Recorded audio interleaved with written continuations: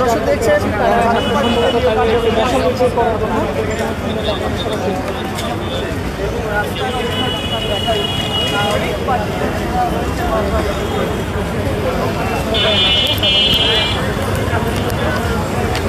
দর্শক আমরা এখন আছি রাজধানীর বিজয়নগরে জাতীয় পার্টির কার্যালয়ের সামনে। এখানে কিন্তু আপনারা দেখতে পাচ্ছেন পুলিশ এবং সেনাবাহিনী মোতায়েন করা হয়েছে বিপুল সংখ্যক। দর্শক কিছুক্ষণ আগে আসলে এই সংঘর্ষ শুরু হয় এবং দুই পক্ষই কিন্তু ইট পাটকেল নিক্ষেপ করে। দর্শক আমরা দেখছেন এখানে কিন্তু প্রচুর পরিমাণে ইট পাটকেল নিক্ষেপের যে চিহ্ন সেটি কিন্তু রয়ে গেছে।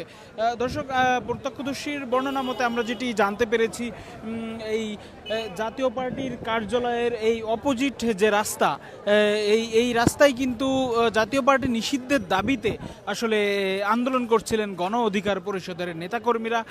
কিছুক্ষণ পরে তারা আসলে এই আন্দোলন শেষে তারা মিছিল নিয়ে আসলে যাচ্ছিলেন এই রাস্তা দিয়ে। তারপর কিন্তু আসলে এই জাতীয় পার্টির কার্যালয়ের সামনে থেকে আসলে তাদের দিকে ইট পাটকেল ছোড়ার অভিযোগ পাওয়া যায় এবং ইট পাটকেল ছোড়ার সঙ্গে সঙ্গে আসলে দুই পক্ষের আসলে ধাওয়া পাল্টা দেওয়া শুরু হয় এবং দুই পক্ষের ইট পাটকেল নিক্ষেপের রণক্ষেত্রে পরিণত হয় এই বিজয়নগর এই জাতীয় পার্টির কেন্দ্রীয় কার্যালয়ের সামনে।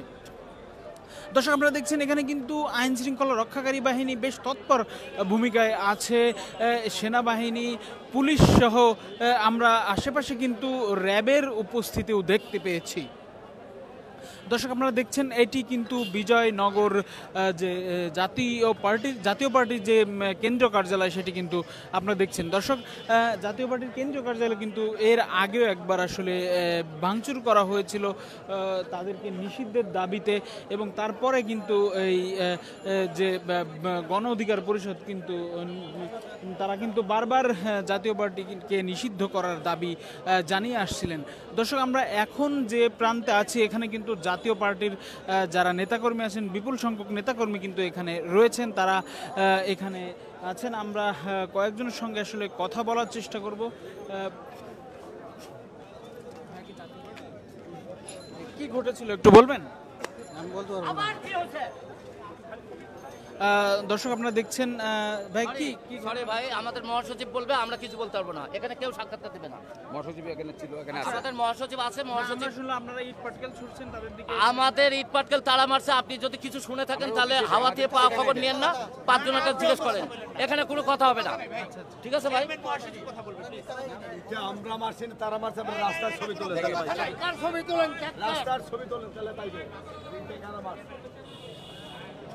দর্শক আমরা দেখছেন এখানে কিন্তু জাতীয় পার্টির নেতাকর্মীরা তারা কিন্তু গণমাধ্যমের সঙ্গে আসলে কথা বলতে আসলে রাজি হচ্ছেন না। তারা বলছেন তাদের যে গণমাধ্যম তাদের যে চেয়ারম্যান তারা কিন্তু এখানে এসে আসলে এসে কথা বলবেন। দর্শক আমরা দেখছেন জাতীয় পার্টির যে নেতাকর্মীদের তাদের কিন্তু পুলিশ সরিয়ে দিচ্ছেন এই রাস্তা আসলে ক্লিয়ার করার, রাস্তা আসলে পরিষ্কার করে দেওয়ার জন্য তারা বলছেন।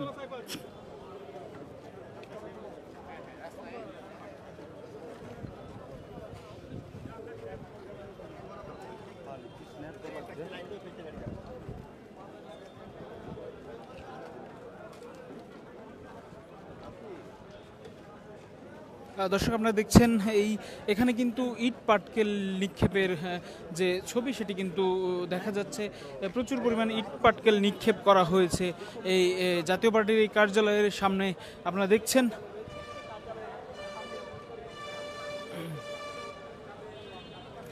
দর্শক আমরা ইতিমধ্যে জানতে পেরেছি গণ অধিকার পরিষদের নেতা রাশেদ খান সহ আসলে তাদের অসংখ্য নেতাকর্মী আসলে আহত হওয়ার খবর পাওয়া যাচ্ছে। এদিকে জাতীয় পার্টির নেতাকর্মীরা আসলে আহত হয়েছেন কিনা সে ব্যাপারে আসলে জানা যাচ্ছে না। তারা আসলে গণমাধ্যমের সঙ্গে তথ্য দিতে অস্বীকৃতি জানাচ্ছেন। তারা বলছেন তাদের যিনি চেয়ারম্যান তিনি আসলে এই জাতীয় পার্টির যে চেয়ারম্যান তিনি এখানে এসে সেই বক্তব্য দিবেন।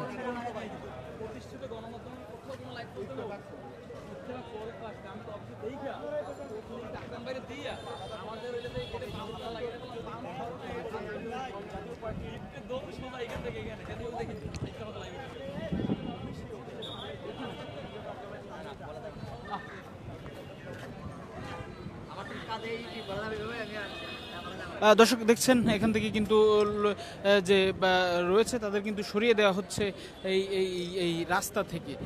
দর্শক কিন্তু রাস্তায় কিন্তু প্রচুর পরিমাণ ইট পাটকেল রয়েছে, আপনারা দেখতে পাচ্ছেন এই রাস্তায় কিন্তু প্রচুর পরিমাণ ইট পাটকেল ছড়িয়ে ছিটিয়ে আছে।